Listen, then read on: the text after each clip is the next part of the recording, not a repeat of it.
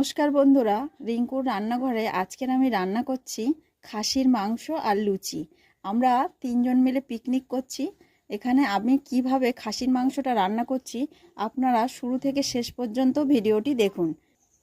খাসির মাংস বানাতে লাগছে আমার পেঁয়াজ, টমেটো, শুকনো লঙ্কা, কাঁচা লঙ্কা, ধনেপাতা, আদা রসুনের পেস্ট আর গোটা গরম মশলা। প্রথমে কড়াইয়ে আমি তেল দিয়ে দিচ্ছি, সর্ষের তেল। আলুটা আমি ভেজে নেব।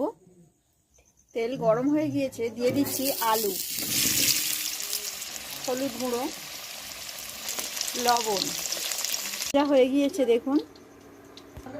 দিয়ে দিচ্ছি শুকনো লঙ্কা, পেঁয়াজ, লবঙ্গ, দারচিনি।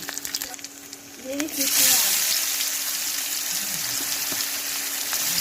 টমেটো, কাঁচা লঙ্কা।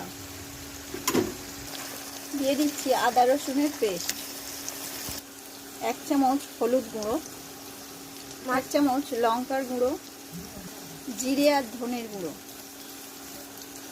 লবণ, 1/2 চামচ কাশ্মীরি লঙ্কার গুঁড়ো।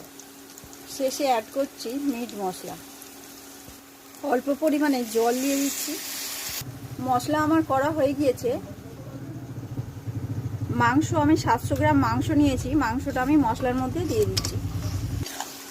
এইভাবে আপনারা 30 মিনিট কষবেন, তারপর মাংসটা খুব সুন্দর খেতে লাগবে।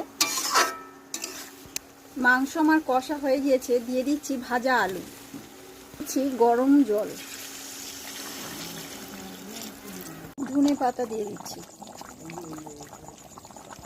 খাসির মাংস আমার হয়ে গিয়েছে, সব শেষে দিয়ে দিচ্ছি গরম মশলার গুঁড়ো। রান্নাটি আমার হয়ে গিয়েছে, আমি এখন নামিয়ে নিচ্ছি। দেখুন বন্ধুরা, আমাদের পিকনিকের খাসির মাংস আর লুচি হয়ে গিয়েছে। তো আমরা এখন খেতে বসেছি। দেখুন আমি কিভাবে খাচ্ছি। খাসির চর্বি দেখুন, শুদ্ধ চর্বি। আপনাদের যদি এই ভিডিওটি ভালো লেগে থাকে তাহলে আমাকে লাইক, কমেন্ট, শেয়ার, সাবস্ক্রাইব করবেন। দেখুন আমি একটা খাচ্ছি।